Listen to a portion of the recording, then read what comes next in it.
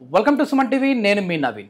ఈ మధ్య కాలంలో అందరూ కూడా కూర్చొని చేసే జాబ్స్ ఎక్కువైపోయాయి. దీనివల్ల మోకాళ్ళ నొప్పులే కాకుండా నడుము నొప్పులు కూడా వస్తూ ఉంటాయి. సో అట్లాంటి వాళ్ళు చాలా వరకు కూడా అంటే ముఖ్యంగా ఐటీ ఎంప్లాయీస్ అయితే పద్మజ మల్టీ స్పెషాలిటీ హాస్పిటల్ ఎక్కువగా ట్రీట్మెంట్ తీసుకుంటా ఉన్నట్లుగా తెలుస్తూ ఉంది. సో ఇక్కడ మెడికల్ డైరెక్టర్గా మధురిమా నాయుడు గారు ఉన్నారు, ప్రముఖ ఆర్థోపెడిక్ సర్జన్. అసలు మోకాళ్ళ నొప్పులు ఐటీ ఎంప్లాయీస్లో అదేవిధంగా సిట్టింగ్ పొజిషన్ చేసే వాళ్ళలోనే ఎందుకు ఎక్కువగా వస్తూ ఉన్నాయి? ఒకవేళ వారు కూర్చున్న చోటనే మోకాళ్ళ నొప్పులు రాకుండా ఎట్లాంటి చిన్న చిన్న మూమెంట్స్ చేయాలి అనేది అయితే మేడం అడిగి తెలుసుకుందాం. హాయ్ మ్యామ్, నమస్తే అండి. హాయ్ నవీన్ గారు, చెప్పండి. మ్యామ్, చాలా వరకు కూడా మన వీడియోస్ అన్నీ కూడా చాలా వైరల్ అయిపోతూ ఉన్నాయి. సో ఒక వీడియో అయితే కమెంట్ వచ్చేసింది మనకి, మేము కూర్చున్న చోటనే మా నీ స్ట్రెంత్ అండ్ ఎట్లా చేసుకోవాలి అని చెప్పేసి అడుగుతున్నాం. అంటే మనం ఒక వీడియో చేసాము, పడుకొని మోకాళ్ళతో ఎట్లా మనం ఇది చేయాలనేసి చూసాము. పడుకొని మోకాళ్ళని నీ స్ట్రెంత్ ఎట్లా చేసుకోవాలని చెప్పేసి ఒక వీడియో చేసాము. సరే మేడం, అంత బాగానే ఉంది, మేము కూర్చొని జాబులు కదా, మేము ఎట్లా ఇప్పుడు పడుకొని చేసేది అంటున్నారు. సో అట్లాంటి వాళ్ళ కోసం ఒకటి లైవ్లో ప్రాక్టికల్ వీడియో చేద్దామన్నారు. సో ఎట్లా మ్యామ్, అసలు ఎందుకు కూర్చొని జాబ్ చేస్తే ఎందుకు మోకాళ్ళ నొప్పులు వస్తున్నాయి? ఎక్కువ నడిస్తే కదా మోకాళ్ళ నొప్పులు వచ్చేది. అంటే ఇప్పుడు బిజీ షెడ్యూల్లో అండి మెయిన్గా ఎక్సర్సైజ్ అనేది కొంచెం అందరూ నెగ్లెక్ట్ చేస్తున్నారు. ఎక్సర్సైజ్ చేసుకుంటే మంచిదని మీకు చెప్తూనే ఉన్నాను కదా ఫస్ట్ నుంచి.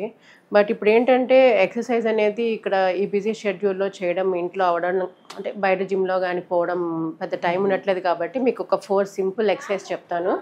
అంటే మీరు వర్క్ చేసుకునే ప్లేస్లో, అది ఐటీ అయినా కానీ ఎవరైనా కానీ ఎక్సర్సైజ్ చేసుకోవచ్చండి. అంటే ఇది మోకాళ్ళ నొప్పులు ఉన్న వాళ్ళు స్టేజ్ 1, స్టేజ్ 2 వాళ్ళు అప్ టు 2/3 వరకు వాళ్ళు చేసుకోవచ్చు.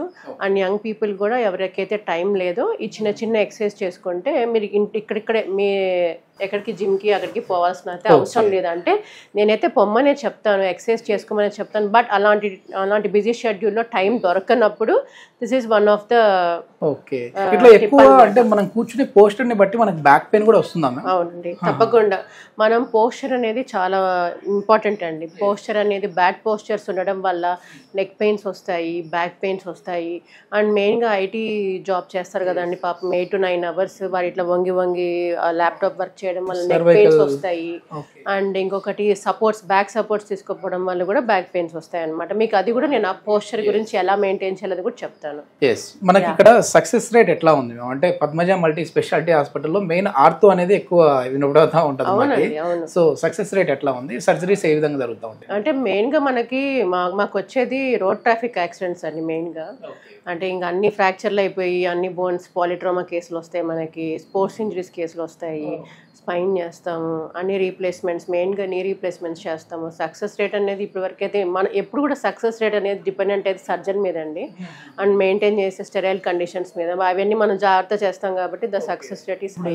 యాక్సిడెంటల్ కేసెస్ అంటున్నారు కదా, ఒకవేళ ఆర్థోకు సంబంధించి మనకి ఏమన్నా ఇది ఆరోగ్యశ్రీ లాంటివి ఇవన్నీ కూడా అప్లికబుల్ మన దగ్గర ఉన్నాయండి. మనకి గవర్నమెంట్ ఇచ్చిన మంచి స్కీమ్ ఉందండి, ఆరోగ్యశ్రీ ఉంది. సో పెద్ద బోన్ ఫ్రాక్చర్లు ఏవైనా కానీ మనం స్కీమ్ కేసుల్లో కూడా చేస్తాం అనమాట. ఓకే మ్యామ్, ఒకసారి ప్రాక్టికల్గా మనం చూద్దామండి. ఇప్పుడు కూర్చొని ఎలా స్ట్రెంత్ చేయాలి అనేది మీకు చూపిస్తాను. ఈ కాలు కొంచెం లిఫ్ట్ చేయమ్మా, లిఫ్ట్ చేయి, అలా మళ్ళీ స్లో చేయి. అంటే కాలు లిఫ్ట్ చేసి ఇంత మీకు చెప్పాను కదా 1 2 3 4 5 6 7 8 9 10 seconds అని మీరు కౌంట్ చేసుకొని స్లోగా దింపాలి. అలా కౌంట్ చేయండి. 1 2 స్ట్రైట్ చేయండి, అంతే, అక్కడే ఉంచండి. 3 4 5 6 7 8 9 10 స్లోగా దింపండి. మళ్ళీ ఆగాలి. 1 2 3 4 5 6 7 8 9 10 స్లోగా.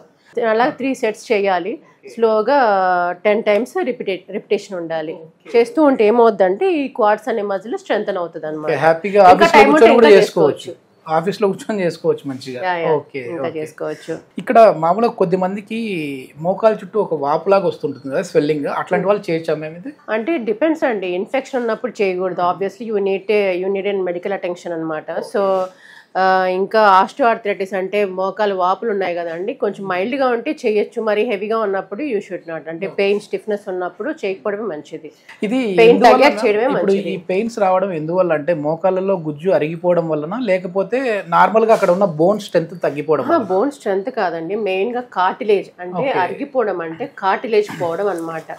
సో ఏజ్ పెరిగే కొద్దీ సైనోవియల్ ఫ్లూయిడ్ ప్రొడక్షన్ అనేది తగ్గిపోయి కార్టిలేజ్ కి ఫుడ్ అనేది తగ్గిపోవడం వల్ల కార్టిలేజ్ అనేది డ్యామేజ్ అవడం వల్ల వచ్చేదే ఆస్టియోఆర్థరైటిస్. ఇప్పుడు ఏ స్టేజ్ లో మనకు పెయిన్స్ ఉన్నాయి, ఎంత కార్టిలేజ్ జరిగింది అనేది మనకి ఇక్కడ తెలుసుకోవచ్చు అండి మన హాస్పిటల్? మన హాస్పిటల్ ఏంటంటే ఎవరు వచ్చినా కానీ అది ఏ స్టేజ్ లో ఉంది, 1 2 3 4 అనేది మనం ఎక్స్రే తీసి పేషెంట్ కి చెప్పడం జరుగుతుంది అన్నమాట. ఇంకా అంటే ఒకవేళ ఈ మోకాళ్ళ నొప్పులు ఉన్న వాళ్ళకి ఇంజెక్షన్స్ ఏమైనా ఉన్నాయా అంటే ఇట్లా పెయిన్ తగ్గించుకోవడానికి? అది స్టేజ్ 1 అంటే ఫస్ట్ అయితే మనం ఎప్పుడు కూడా ఫిజియోథెరపీ టాబ్లెట్స్, ఫిజియోథెరపీ అనేది చెప్తాం. అప్పటికి ఎంత చేసినా ఎక్సర్సైజ్ చేసినా కానీ తగ్గకపోతే అప్పుడు మీకు ఇంజెక్షన్స్ అనేవి ఇవ్వడం జరుగుతుంది అనమాట. ఒకవేళ నెక్స్ట్ ఎక్సర్సైజ్ అంటే ఏం చెప్తారు? నెక్స్ట్ ఎక్సర్సైజ్ వచ్చేసి నించోనండి, నించోమ్మా. ఇప్పటి వరకు మనము తొడ భాగంలో ఉన్న ముందు మజిల్ కి స్ట్రెంథన్ చేయడం జరిగింది. ఇప్పుడు తొడ భాగంలో ఉన్న వెనకాల మజిల్స్ హ్యామ్ స్ట్రింగ్స్ అంటారు. ఆ హ్యామ్ స్ట్రింగ్ మజిల్స్ కి మనం ఇప్పుడు స్ట్రెంథనింగ్ ఎక్సర్సైజ్ చేస్తాం అనమాట. ఈ కాలు బెండ్ చేసుకోమ్మా, మోకాల దగ్గర బెండ్ చేసుకో, మళ్ళీ దించు, మళ్ళీ బెండ్ చేసుకో. ఇది కూడా అంతే అండి, 3 సెట్స్ చేయాలి విత్ 10 రిపిటేషన్స్ చేసుకోవాలి. ఇది అలా లెక్క పెట్టుకోవాలి, 1 2 3 4 5 6 7 8 9 10 అలా స్లో చేసుకొని మళ్ళీ దింపుకోండి. ఇలాగ చైర్ ముందు పెట్టుకొని సో కాలు అనేది వెనకాల దగ్గర ఇట్లా బెండ్ చేసుకొని మళ్ళీ స్లోగా లిఫ్ట్ చేసుకోవాలండి. ఇంత కౌంట్ లెక్క పెట్టుకొని 1 to 10 seconds వరకు కౌంట్ లెక్క పెట్టుకొని బెండ్ చేసుకొని మళ్ళీ స్ట్రైట్ చేసుకోవాలి. దీనివల్ల ఏంటంటే వెనకాల ఉన్న మజిల్స్, హ్యామ్స్ట్రింగ్ మజిల్స్ అనేవి స్ట్రెంత్ అవుద్ది. నీ జాయింట్ కి మెయిన్ గా ఒక క్వాడ్సే కాకుండా హ్యామ్స్ట్రింగ్స్ కూడా స్ట్రెంత్ చేసుకోవాలి. మొత్తం ఈ మజిల్స్ అన్ని కూడా స్ట్రెంత్ ఉంటే నీ మీద ఎఫెక్ట్ పడదు. మీరు ఎప్పుడన్నా కింద కూర్చున్నా గానీ, మెట్లెక్కినా దిగినా చేసినా గానీ పెద్ద ఇబ్బంది ఉండదు. నెక్స్ట్ ఎక్సర్సైజ్ వచ్చేసి ఈ బటక్స్ కి స్ట్రెంత్ చేసుకునేదానికి. కొంచెం కాలు వెనకాలకి లిఫ్ట్ చేయమ్మా. ఇది ఒక 1 2 3 4 5 seconds దించేసి. ఓకే, ఇది ఎవరైనా చేయొచ్చా మ్యామ్? ఒకవేళ బ్యాక్ పెయిన్ ఉంది అనే వాళ్ళు మ్యామ్? బ్యాక్ పెయిన్ ఉన్న వాళ్ళు కూడా చేయొచ్చు. Okay ma'am. ముఖ్యంగా పద్మజ మల్టీ స్పెషాలిటీ హాస్పిటల్లో ఇంకా ఏమేమి సర్జరీస్ ఎక్కువ జరుగుతూ ఉంటాయి, ఎట్లాంటి ట్రీట్మెంట్ జరుగుతూ ఉంటుంది? అంటే మన దగ్గర ఆర్థోపెడిక్స్ అండి మెయిన్ గానే, దాని తర్వాత కార్డియాలజీ విభాగం ఉందండి.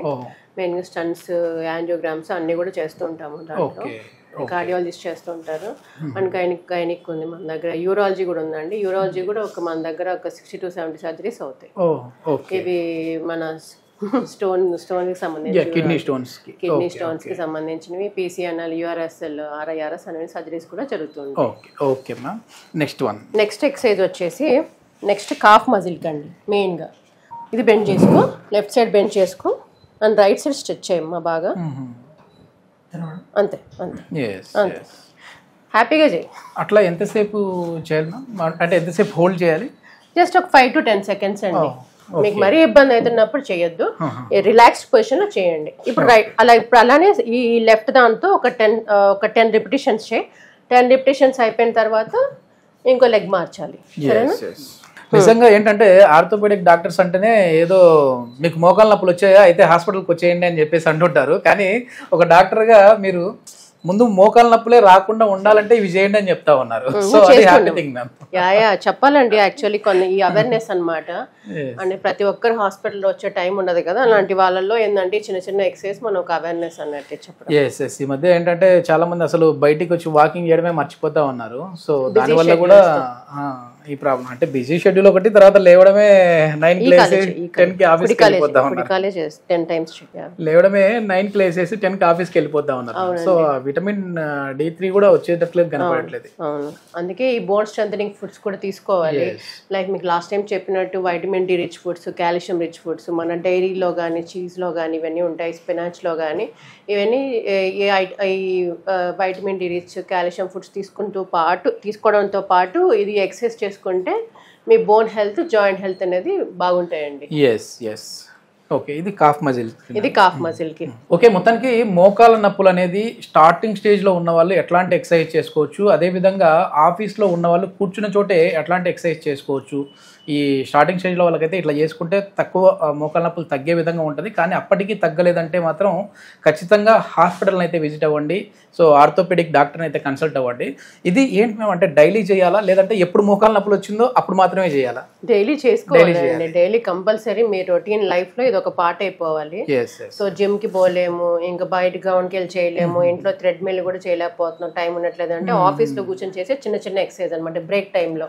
అలానే కూర్చోకుండా ఎవ్రీ 45 minutes కి మీరు అలా ఎలా తిరుగుతూ ఒకసారి కనీసం మీరు 1 డేలో కనీసం ఇది ఒక 15 మినిట్స్ మీరు స్పేర్ చేసుకొని చేస్తే చాలా మంచిది. ఇవన్నీ చేసామండి, అయినా మాకు మోకాళ్ళ నొప్పులు తగ్గలేదు.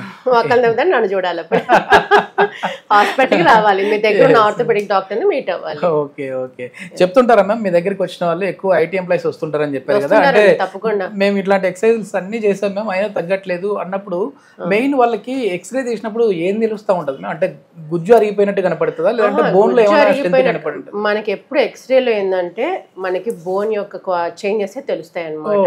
మనం 2 చూసుకోవాలి మెయిన్ గా. పటల్లా అనేది నీ క్యాప్ అనేది ఒకటి ఉంటది కదా, నీ క్యాప్ అరుగుతుందా లేదో చూసుకోవాలి. ఇంకోటి ఏంటంటే ఈ నీ క్యాప్ అనేది అరుగుతుందండి, ఎక్స్రేలో మనకు కనిపిస్తుంది అనమాట. అండ్ ఇంకోటి ఏంటంటే మెయిన్ జాయింట్ అంటే ఇది, సో ఈ థై బోన్ కి ఇది లెగ్ బోన్ కి మధ్యలో ఈ జాయింట్ అనేది చూసుకోవాలి, నీ జాయింట్.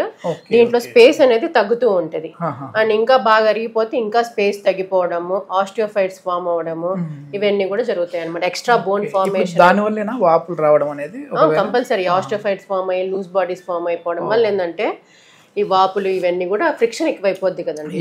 ఎప్పుడైతే ఈ కార్టిలేజ్ పోయింది అనుకోండి, బోన్ కి ఫ్రిక్షన్ ఎక్కువైపోద్ది, దాని వల్ల ఏంటంటే మీకు వాపులు ఇవన్నీ కూడా ఎక్కువ అవుతాయి అనమాట.